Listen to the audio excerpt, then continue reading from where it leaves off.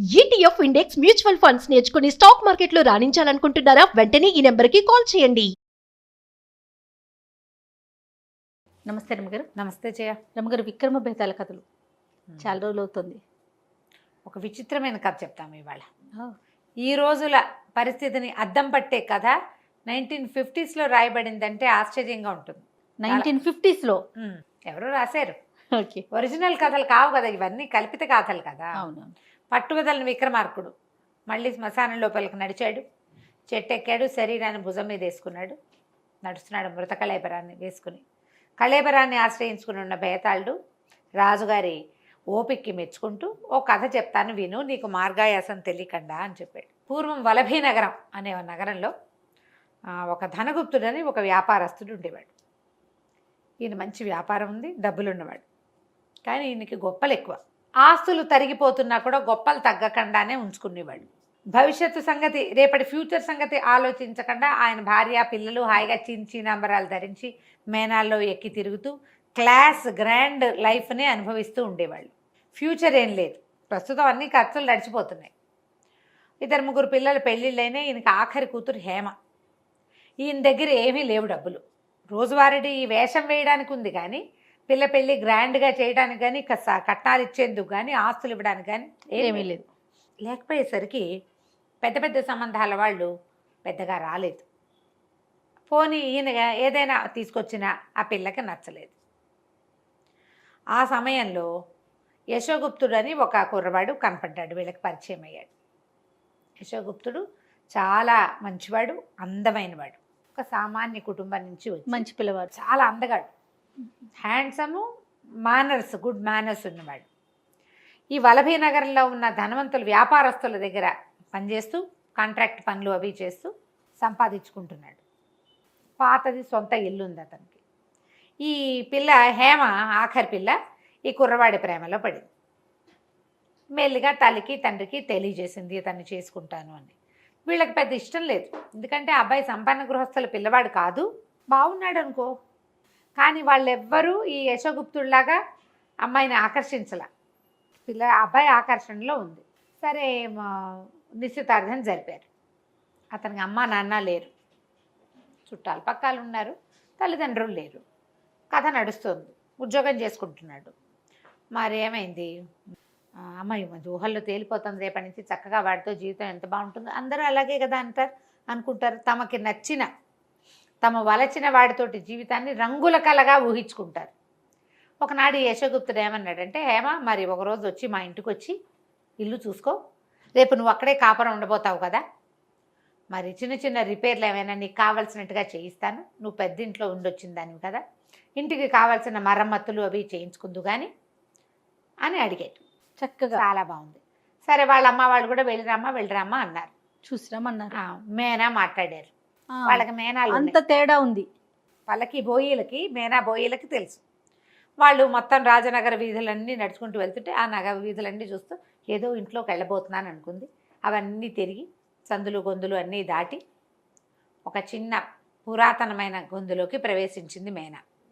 ఈ అమ్మాయి అక్కడికి వదిలేసరికల్లానే చిన్న చిన్న ఇళ్ళు, పేడ కుప్పలు, ఇస కుప్పలు, అక్కడక్కడ సగం కట్టి వదిలేసిన ఇళ్ళు, పాడుబడిపోయిన 1-2 ఇళ్ళు కనపడుతుంటే, సుబ్బరాజు నీకు దారి తెలుసా అని, నాకు తెలుసమ్మా, నేను చాలా మాటలు వచ్చాను యశోగుప్తుడు గారి ఇంటికి అన్నాడు. కూర్చుంది. తీరా ఒక పాతగా ఉన్నటువంటి పెద్ద విశాలమైన పెంకుటింటి వాకిట్లో నుంచున్నాడు యశోగుప్తుడు. రారామే అని అమ్మాయిని మేనాలోంచి దింపాడు.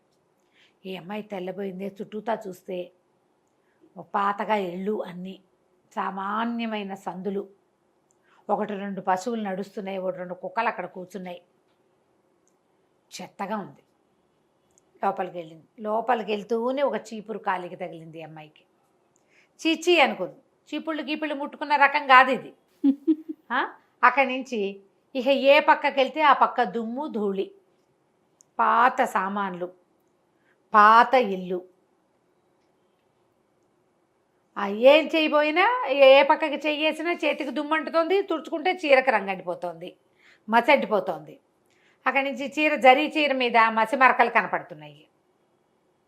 ఇంట్లో కూడా మనుషులు లేరు, అతను ఎక్కడే ఉంటాడు. అప్పుడప్పుడు ఓ గది కొంచెం శుభ్రంగా ఉంది కానీ మిగిలినవన్నీ పాతగా ఉన్నాయి. నవ్వుతూ చూపిస్తున్నాడు. అతను మామూలుగా ఉన్నాడు, అతను ఇల్లు అది, అతనికి ఏం కొత్త ఉంటుంది. ఒక కుర్చీ చూపించి నువ్వు ఇక్కడ కూర్చుని ఏమేమి మరమ్మతులు ఏర్పాట్లు కావాలో చెప్పు, ఎలా ఏ వస్తువు ఎక్కడ పెట్టాలో ఐడియా చెప్పు. నువ్వు ఈ లోపల ఈ మరమ్మతులు చేసే వాళ్ళు వచ్చారు, వాళ్ళతో మాట్లాడొస్తానని ఆ అమ్మాయిని కూర్చోమన్నాడు. ఆ కుర్చీలో కూర్చున్నాక ఈ చేతి మీద ఇట్లా చెయ్యి ఆనించేసరికి చెయ్యంతా దుమ్మైంది. చీరను తుడుచుకోపోతే చీరంతా దుమ్మైంది. లేచి చూసుకుంటే చీర వెనకాలంతా దుమ్మైపోయింది. మట్టి, ఈ మట్టి మురికిలో ఉండాలా నేను?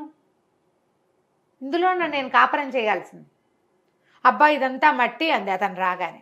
అతను ఏమన్నాడు నవ్వుతూ, మట్టి అంటే ఎట్లా అమ్మా, రేపొద్దున నువ్వే కదా ఈ ఇంటి మట్టి బూజు దులపవలసిన దానివి, మనం ఇక్కడేగా ఉండబోతాం, మా తాత ముత్తాతల నాటి ఇల్లు ఇది అన్నాడు. అనేసరికలు ఏడుపు కళ్ళ నీళ్ళు జలజలా రాలిపోయింది. ఈ మట్టి అంతా నేను తుడవాలా? నా జీవితంలో చేయలేదు ఇలాంటి పని అనగానే అతను గంభీరంగా అయిపోయాడు. సరేలే, నువ్వు ఎక్కడున్నావో అక్కడే ఉందు కానీ మేనా ఎక్కి ఇంటికి వెళ్ళిపో అన్నాడు.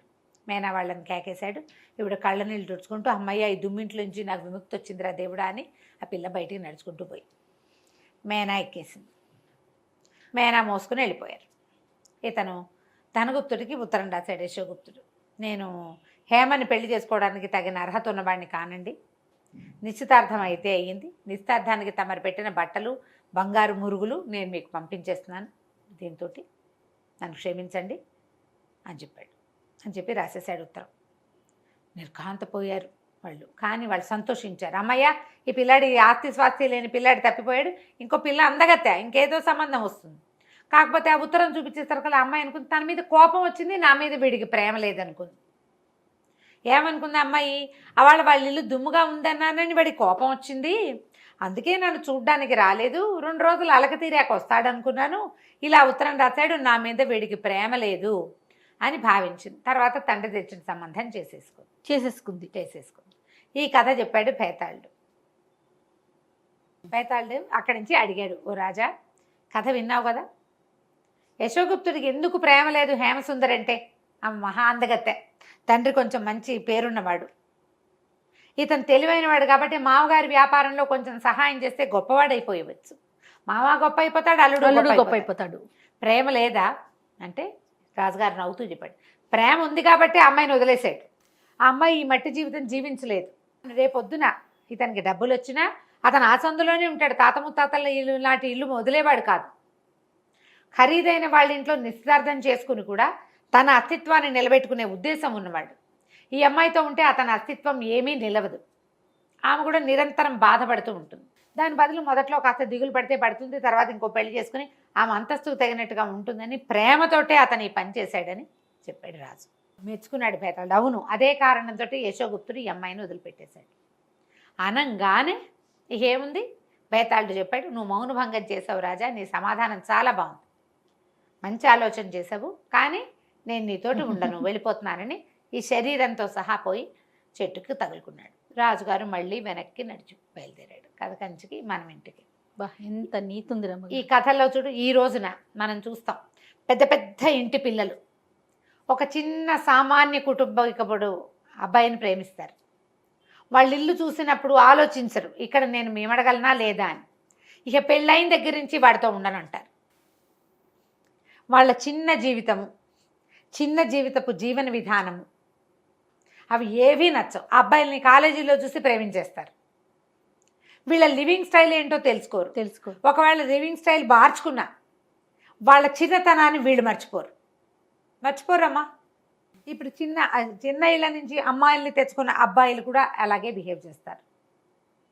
ప్రేమించుకుని పెళ్లి చేసుకుంటారు. ఈ ప్రేమలు చాలా తాత్కాలికంగా ఉంటాయి. వాళ్ళ లివింగ్ స్టైలు దాంట్లో కష్టం అవ్వరు. అవ్వక లవ్ మ్యారేజెస్లో చాలామంది విడిపోవటానికి పెద్ద కారణం ఏంటంటే ఇది. వాళ్ళ ఒరిజినాలిటీ ఏంటో ముందు అసలు తెలుసుకోరు. ఈ కథ చూడు ఎప్పుడు రాయబడింది, 50s. అంతస్తుల భేదంలో వివాహాలు ఇమడవు అని ఆ రోజునే చెప్పారు. అంతస్తుల భేదాలతో పెళ్ళిళ్ళు కుదరవు. ఇప్పుడు చేసుకుంటున్నారు, క్లాస్మేట్స్ కలీగ్స్ పెళ్ళిళ్ళు చేసుకుంటారు. అందరూ ఒకవేళ సర్దుకునున్నా ఎన్ని మాటలు అనుకుంటారో, ఎప్పుడు చిన్నబుచ్చుకుంటూ ఉంటారు ఒకళ్ళనొకరు. అవునండి, ఇప్పుడు చిన్నబుచ్చుకుంటారు. ఏదో పెళ్ళిని బచాయించుకోవాలని కలిసి ఉంటారు కానీ సంతోషంగా ఉండరు.